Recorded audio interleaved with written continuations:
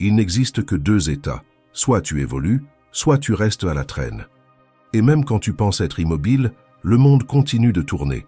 Les personnes autour de toi changent, la vie avance.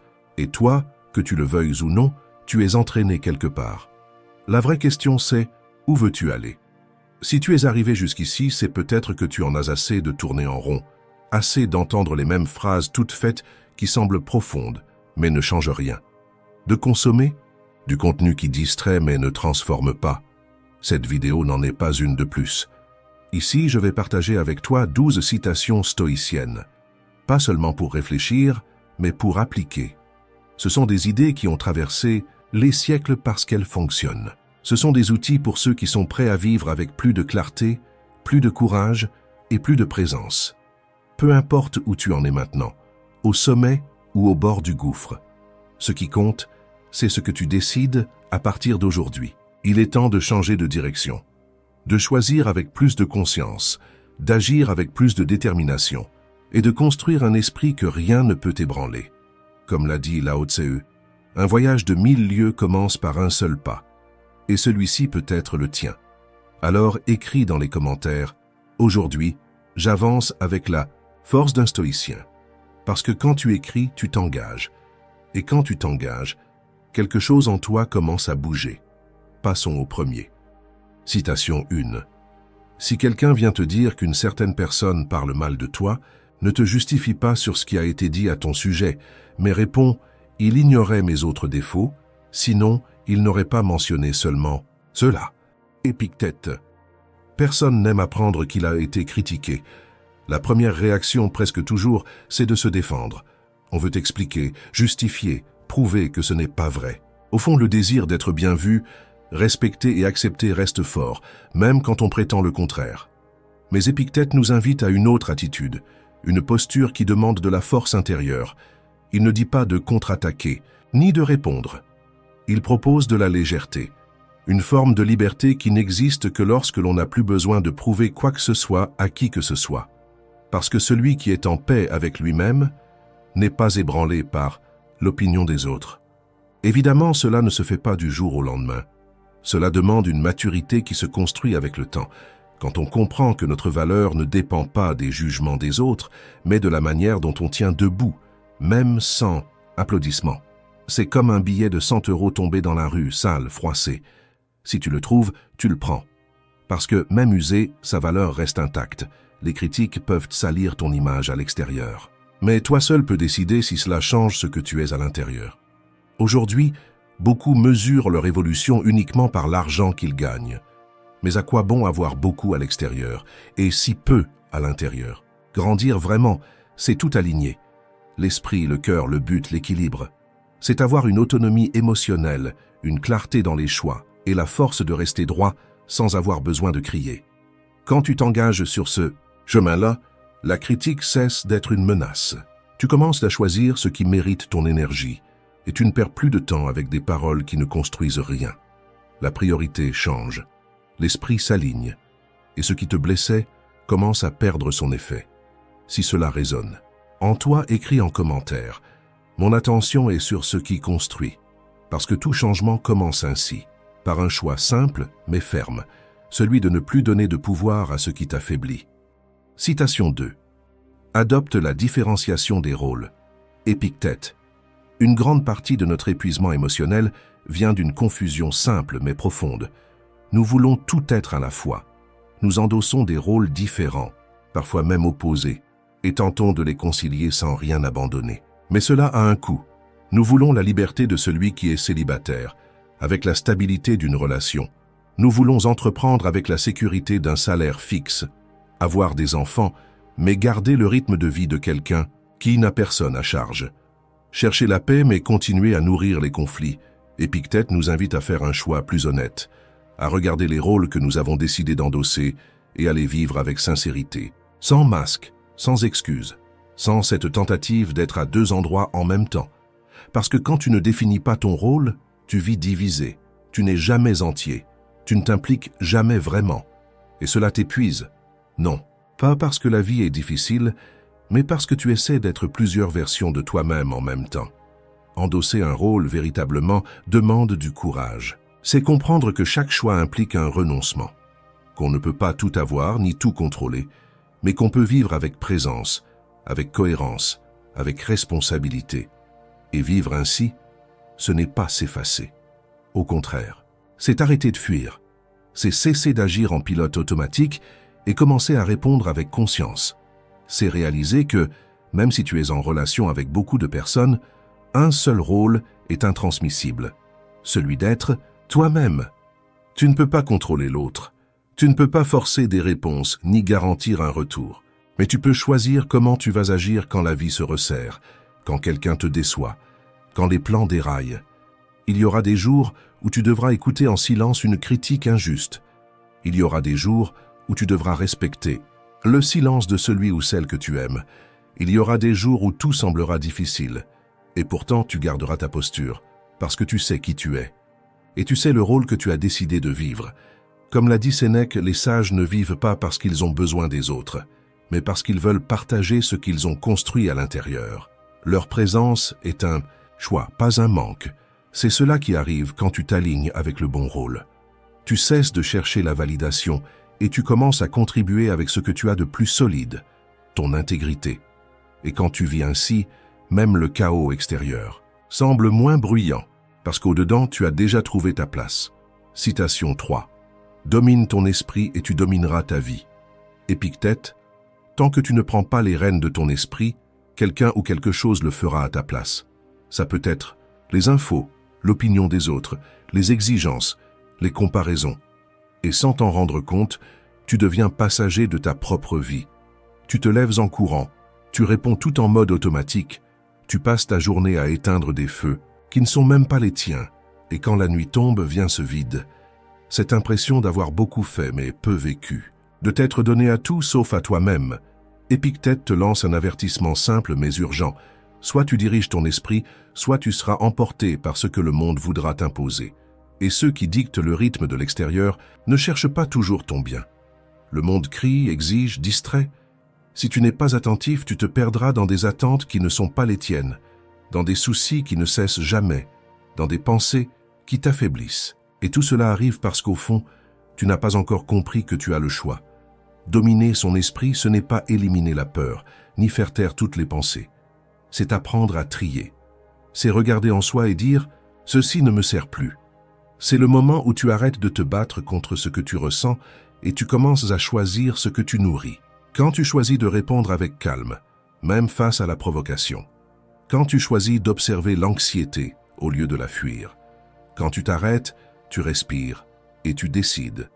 Chaque petit choix conscient est un entraînement. 1. Renforcement intérieur. Comme celui qui muscle son esprit et gagne en force émotionnelle, en concentration, en sérénité. Épictète disait que la liberté réside dans ce qui est sous notre contrôle. Et c'est vrai. Parce que quand tu investis ton énergie dans ce que tu peux réellement changer, tes pensées, tes attitudes, ta manière de voir les choses, la vie commence à s'aligner. Mais quand tu dépenses tout à vouloir changer, ce qui ne dépend pas de toi, c'est l'épuisement qui gagne. Et rien ne s'améliore. Dominer l'esprit, c'est ça. Arrêter de lutter contre le monde et commencer à construire la stabilité en soi. Et quand cette stabilité arrive, tout change.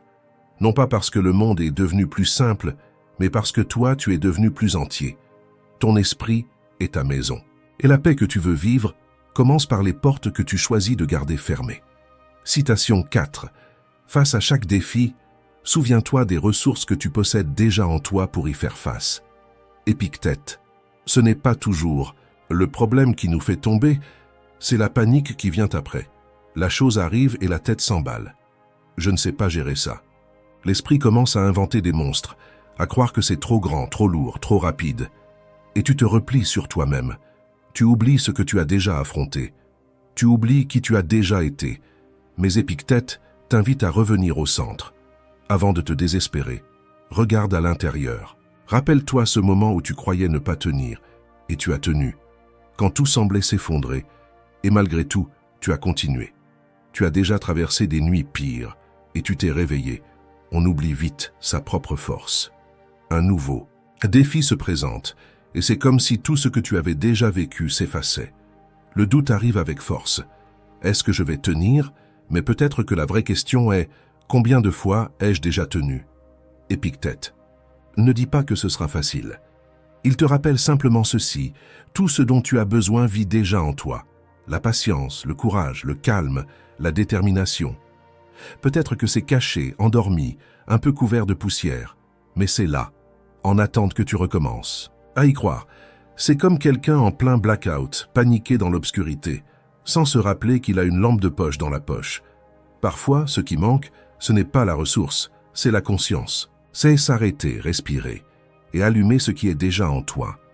Développer cette habitude de se tourner vers l'intérieur, c'est comme construire une boîte à outils émotionnelle. Le problème est là? Très bien. Qu'est-ce que je peux utiliser maintenant? Ma discipline, mon silence, mon discernement. La bonne réponse ne vient pas du monde. Elle vient de ce que tu as cultivé quand personne ne regardait. Et c'est exactement ce que fait la philosophie stoïcienne. Elle te prépare à la vraie vie. Elle te renforce dans les coulisses pour que tu ne dépendes ni de la chance ni d'un miracle, mais de ta présence, de ta lucidité, de toi-même. Épictète nous propose un échange simple mais puissant. Cessez de penser « pauvre de moi » et commencez à penser « heureusement que j'ai ça en moi ». Quand ce déclic se produit, tout change. Tu n'as plus besoin que le monde soit parfait, parce que ta force vient de l'intérieur. Et quand cette force te porte, même le chaos semble avoir un sol. Citation 5. La chance, c'est quand la préparation rencontre l'opportunité. Sénèque. C'est facile de regarder quelqu'un qui a réussi et de dire que c'est de la chance. Ce qui est difficile, c'est de voir ce que personne n'a vu. Les années de silence, les échecs avalés, les jours où cette personne a continué sans aucun applaudissement. La partie invisible du parcours. Sénèque démonte ce mythe. Pour lui, la chance n'est pas un hasard, c'est une conséquence. C'est le moment où tout ce que tu as construit à l'intérieur rencontre enfin une porte qui s'ouvre à l'extérieur. Et le détail le plus cruel? Cette porte s'annonce rarement. Parfois, elle se présente sous la forme d'une perte, d'un rejet, d'un changement brutal. Et seuls ceux qui vivent dans un état de préparation savent voir. Ceci pourrait bien être un commencement déguisé. Mais ceux qui attendent que tout soit idéal finissent figés. Parce que la vie réelle ne fixe pas de rendez-vous pour les opportunités. Elle exige de la présence et du courage. Le stoïcisme t'enseigne que tu n'agis pas quand tout s'aligne. Tu agis maintenant, avec ce que tu as comme tu peux, là où tu es. Parce que l'entraînement commence dès que tu arrêtes de te plaindre et que tu décides de grandir même au milieu du chaos. C'est là que l'amor fati entre en scène, l'amour du destin. Ce n'est pas de la résignation, mais de la transformation. Ce n'est pas souhaiter que les choses soient différentes, c'est tirer le meilleur de ce qui est déjà là. Accepter ce qui arrive comme une matière première. Transformer la douleur en tremplin, le retard en nouvel élan, la chute en point de départ. C'est comme un athlète qui s'entraîne tous les jours sans savoir quand il entrera sur le terrain. Il n'attend pas l'opportunité pour commencer. À se préparer, il vit prêt. Parce qu'il sait, quand l'instant arrivera, il n'y aura pas de temps pour s'ajuster. Il faudra répondre. Dans la vie, c'est pareil. Celui qui vit dans la préparation ne tremble pas face à l'imprévu. Il ne se plaint pas de sa chance. Parce qu'il comprend que, s'il est solide à l'intérieur, n'importe quelle scène peut devenir une scène possible. S'entraîner, c'est ça. Aligner pensée, choix, intention et le faire les jours où personne ne regarde. Parce que celui qui se prépare avec constance ne dépend pas de la chance. Et quand l'opportunité surgira, cela ne ressemblera même pas à de la chance. Cela ressemblera à un destin. Citation 6. L'invulnérable, ce n'est pas ce qui n'est jamais atteint, mais ce qui n'est jamais blessé. À partir de cela, je vais te montrer la personne sage. Sénèque, être fort, ce n'est pas traverser la vie sans dommage. C'est savoir encaisser l'impact sans se briser de l'intérieur. Parce que la vie n'épargne personne.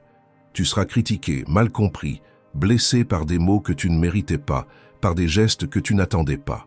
Tu perdras ce que tu aimes, tu affronteras l'inattendu, et tu ne pourras pas y échapper. L'illusion, c'est de croire que la force, c'est ne jamais être touché. Mais Sénèque nous enseigne le contraire. La vraie force, c'est d'être atteint et de rester entier. Tout le monde a des mauvais jours. La différence, c'est la manière dont tu y réponds. Quand un simple commentaire te déstabilise, quand un retard te ronge déjà, le problème, ce n'est pas le monde. C'est à quel point tu confies encore ton centre à ce qui vient de l'extérieur. Être invulnérable pour les stoïciens, ce n'est pas devenir de pierre, c'est devenir stable. C'est construire en soi un lieu qui ne vacille pas au moindre souffle, un lieu que tu peux rejoindre quand tout autour semble s'écrouler. Et ce lieu existe, mais il doit être cultivé, jour après jour, choix après choix. Cela signifie arrêter de se blesser avec ce qui n'a pas de vrai poids, cesser de se laisser troubler par un regard de travers, une parole lancée au hasard, une attente déçue, parce que la douleur ne s'infiltre que là où elle trouve une fissure. Et quand tu es déconnecté de toi, en quête d'approbation, doutant de ta valeur, le moindre souffle devient tempête. Mais quand tu te connais, que tu te respectes, que tu es solide, ce qui t'atteint ne te brise pas. Cela t'enseigne. C'est comme le bambou. Il plie sous le vent, mais il ne casse pas. Il comprend que résister à tout est inutile, mais il ne cesse jamais d'être ce qu'il est. L'esprit stoïcien fonctionne ainsi. Il ne rejette pas la douleur, mais il ne la transforme pas non plus en prison. Il ressent, il apprend, puis il avance, sans dramatiser, sans se perdre. Si tu veux une paix réelle, tu dois fortifier tes racines. Inutile de vouloir tout contrôler à l'extérieur si, à l'intérieur, tout vacille. Et cela commence par une décision, celle de ne pas réagir à chaque stimulation. Tout ne mérite pas une réponse. Certaines choses ne méritent que ta sérénité. Sénèque ne t'invite pas à te fermer au monde. Il t'invite à rester entier, même quand le monde tente de te briser. Citation 7. La véritable philosophie consiste à progresser. Sénèque. Il y a des gens qui confondent mouvement et progrès. Ils vivent occupés, débordés, de tâches, remplis de projets. Mais au fond, ils tournent simplement en rond. Ils répètent des habitudes, des schémas, des excuses, et appellent ça la vie. Le temps passe, et cela donne l'illusion d'une évolution. Mais ce n'est pas le temps qui fait grandir quelqu'un, c'est la conscience, c'est l'éveil. Progresser, pour un stoïcien, n'a rien à voir avec des conquêtes extérieures. Cela concerne une transformation intérieure. C'est être plus honnête avec soi-même, plus lucide dans ses choix, plus cohérent avec ce qu'on prétend valoriser. Et pour que cela se produise, il faut d'abord avoir le courage de voir où l'on échoue encore. Sénèque n'a pas cherché à adoucir les choses. Personne ne s'améliore tant qu'il insiste à se justifier. L'évolution commence quand tu arrêtes de pointer les autres et que tu commences à te regarder dans le miroir. Quand tu as l'humilité de dire « Ici, je réagis encore trop. Ici, j'agis encore par peur. Ici, je peux faire mieux. » C'est un processus, et il est inconfortable, parce qu'il demande de la présence, de l'attention, un engagement réel envers ce que tu dis vouloir devenir. C'est comme accorder un instrument. Il ne sert à rien de vouloir que le son soit harmonieux si tu n'as pas le courage d'écouter ce qui en sort maintenant. La connaissance de soi, c'est ça. Écouter ce que ta vie te dit, avec sincérité, sans filtre, et avoir la volonté d'accorder. Beaucoup préfèrent faire semblant d'être déjà arrivés, de tout savoir, d'être assez mûr, assez sage. Mais ça, c'est de la stagnation déguisée en assurance. Et le stoïcisme ne tolère pas cette illusion. Soit tu évolues, soit tu es à l'arrêt. Et celui qui est à l'arrêt est déjà en train de prendre du retard, même si son corps continue à bouger. Mais ceci n'est pas un reproche. C'est un appel à s'éveiller, à vivre avec intention, à faire de chaque jour une répétition sincère d'une version meilleure de soi. Pas pour être parfait, mais pour être vrai. Parce que la philosophie n'est pas un ornement. Ce n'est pas une phrase à noter dans un carnet. C'est une conduite, une pratique, une décision. C'est ce qui te transforme en quelqu'un de plus fort, de plus juste, de plus centré, même quand personne n'applaudit. C'est ce qui te rend entier à l'intérieur, fidèle à ce que tu crois, capable de soutenir ta vérité en silence. Citation 8. Aucun bruit ne t'atteint, et aucune parole ne te fait perdre ton centre. Sénèque, c'est ce niveau de paix intérieure que tout le monde cherche, mais que peu sont prêts à construire. Parce que ce n'est pas quelque chose que l'on trouve à l'extérieur, c'est quelque chose que l'on conquiert peu à peu de l'intérieur. Sénèque nous décrit ici l'état d'un esprit fort, un esprit qui a appris à ne pas réagir à chaque provocation, qui ne se laisse pas déséquilibrer par le bruit des autres, et qui ne vit pas au rythme des émotions des gens autour. Un esprit entraîné à rester centré, même quand tout autour semble hors de contrôle. Mais atteindre ce point, ce n'est pas de la magie, c'est une pratique. C'est apprendre à se retirer quand c'est nécessaire, à faire taire la précipitation, à éteindre le téléphone, la voix du monde, et à s'écouter soi-même. C'est comprendre que le véritable self-control ne vient pas de la force brute, mais de la présence consciente, de ce choix délibéré de ne pas se perdre dans ce qui t'éloigne de toi. Sénèque ne parle pas de vivre isolé. Il parle de vivre aligné avec ce qui compte vraiment, aligné avec tes principes, avec tes valeurs, avec ton intention de vivre avec plus de clarté et moins de bruit. Et cela demande de la discipline. Cela exige des moments quotidiens de pause. Cela peut être une marche, une respiration plus profonde, une page écrite en fin de journée. L'important, c'est de créer des rituels qui te ramènent à l'intérieur, pour que le chaos extérieur ne t'arrache pas à toi-même. L'esprit stoïcien est un esprit sélectif. Il choisit à quoi prêter attention, ce qu'il nourrit, ce qu'il ignore. Il ne se noie pas dans les distractions, parce qu'il a appris que la concentration est un bien trop précieux pour être gaspillé dans des futilités. Marc Aurèle disait « Je force mon esprit à rester concentré, et j'empêche qu'il se disperse vers des choses extérieures. » Et c'est exactement ce que nous devons tous pratiquer. Forcer l'esprit à rester dans le présent, à ne pas courir après chaque pensée aléatoire, à ne pas se perdre en essayant de contrôler ce qui ne dépend pas de nous.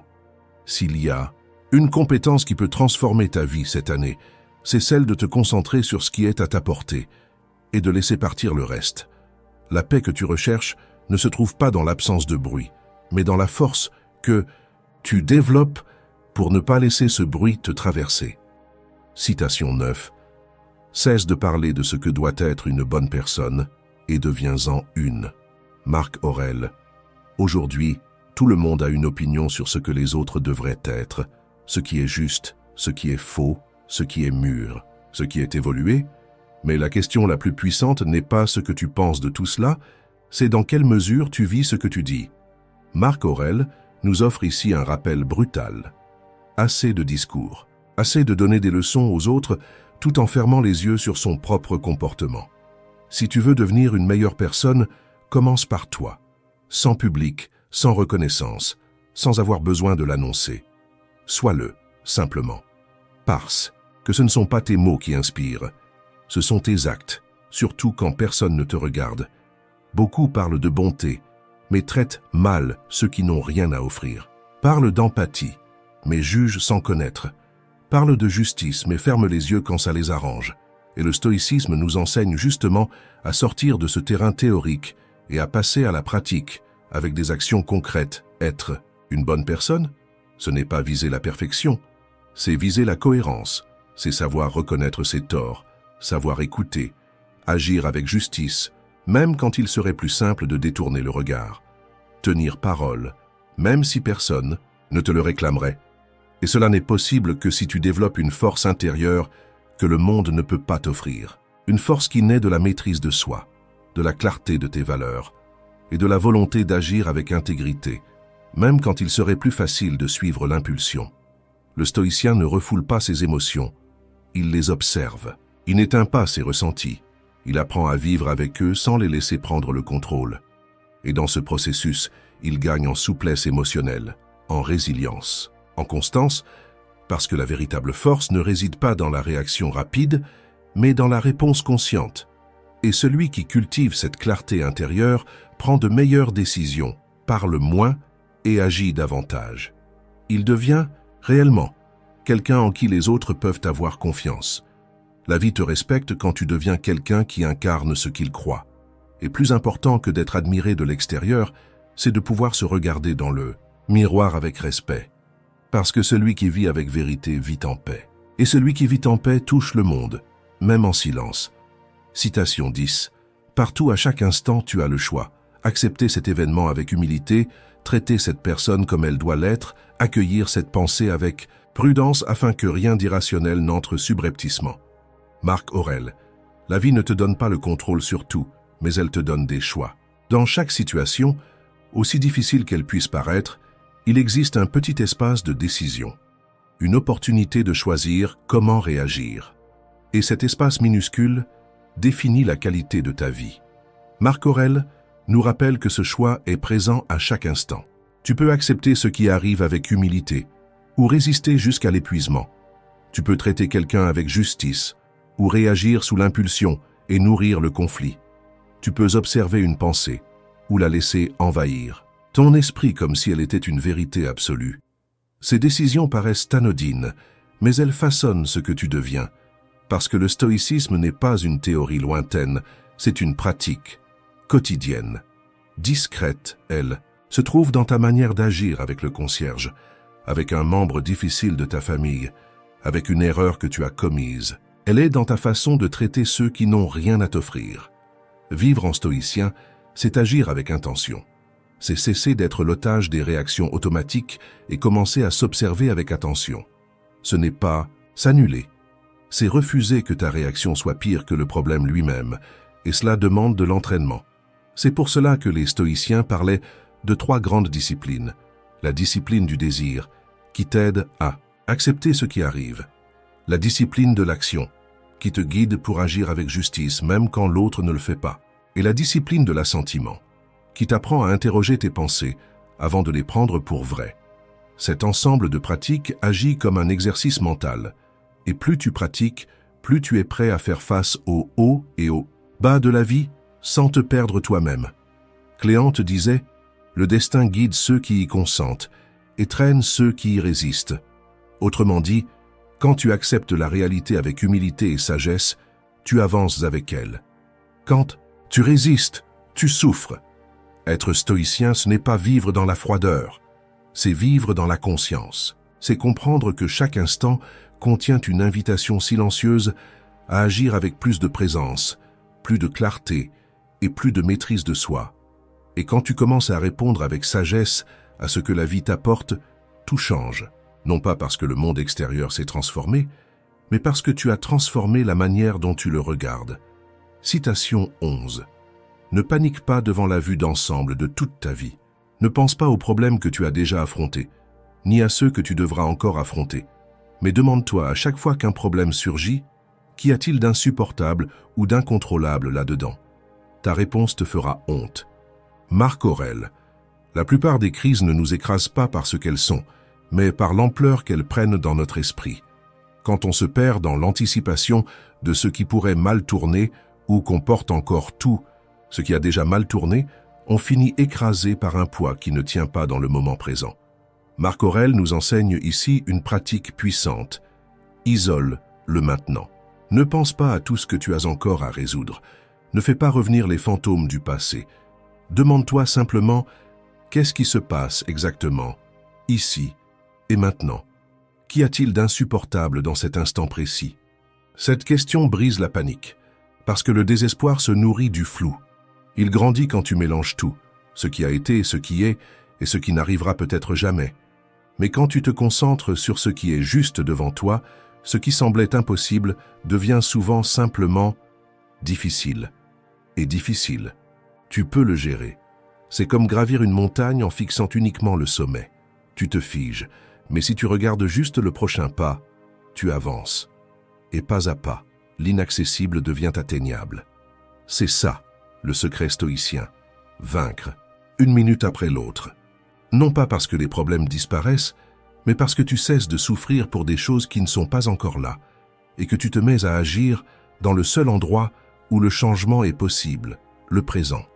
L'anxiété et la panique naissent de cette idée fausse que tu dois tout résoudre tout de suite, d'un seul coup. Mais cela, ce n'est pas humain. Et les stoïciens, même disciplinés, étaient profondément humains. Ils savaient que l'effort d'aujourd'hui est ce qui construit le soulagement de demain.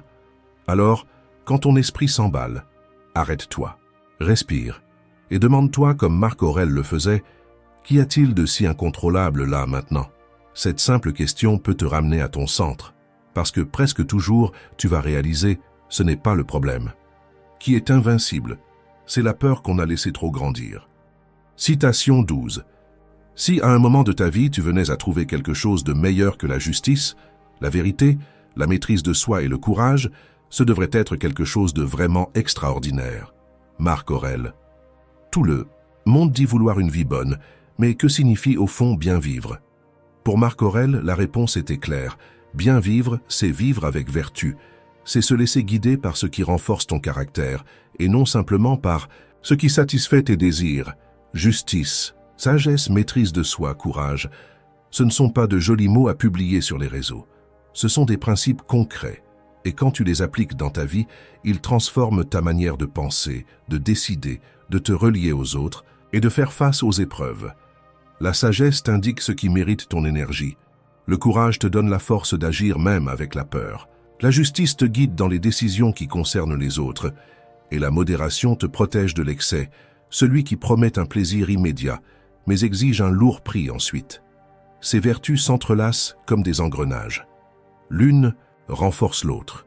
Et lorsque tu vis en t'appuyant sur elle, même les moments difficiles deviennent supportables, parce que tu sais que tu suis le bon chemin, même s'il te demande plus que tu ne pensais pouvoir donner. Être sage, dans le regard stoïcien, ce n'est pas être quelqu'un qui ne se trompe jamais. C'est être celui qui réfléchit avant d'agir, qui apprend de ses chutes, qui sait distinguer ce qui dépend de lui de ce qui n'est qu'un bruit extérieur. Être courageux, ce n'est pas ne pas avoir peur, c'est agir, malgré la peur, c'est parler là où tu avais l'habitude de te taire. C'est te positionner quand il serait plus facile de fuir. C'est continuer à avancer sans garantie, parce que ta conscience est tranquille. Être juste, c'est se rappeler que l'autre aussi ressent, l'autre aussi souffre, l'autre mérite le respect, même s'il ne pense pas comme toi. C'est ne pas profiter d'une situation juste parce que tu le peux. C'est refuser de pousser quelqu'un en arrière juste pour arriver plus vite devant. Et être modéré, c'est vivre avec présence. Ce n'est pas manger par pulsion, ni dépenser par anxiété, ni chercher le plaisir sans direction. C'est comprendre que tout excès, même agréable, t'éloigne de toi-même. Marc Aurèle nous invite à nous tourner vers l'intérieur et à nous poser une vraie question. Qu'est-ce que je cultive? À quoi suis-je en train de ressembler? Parce qu'au fond, la question la plus importante dans la vie n'est pas « qu'as-tu accompli ?», mais bien « en qui es-tu devenu ?» Et si la réponse est « quelqu'un de plus sage, plus courageux, plus juste et plus équilibré », alors tu es sur le bon chemin, même si personne ne le voit, même si personne n'applaudit, parce que celui qui vit avec vertu porte déjà sa récompense en lui. J'espère que cette vidéo t'a inspiré à ne jamais cesser d'évoluer, et si, à un moment, elle a résonné en toi, laisse un commentaire, un like et partage-la. Si tu n'es pas encore abonné, abonne-toi, car découvrir le stoïcisme dans sa forme la plus pure, c'est profondément libérateur. Merci d'avoir regardé et de continuer cette route avec nous.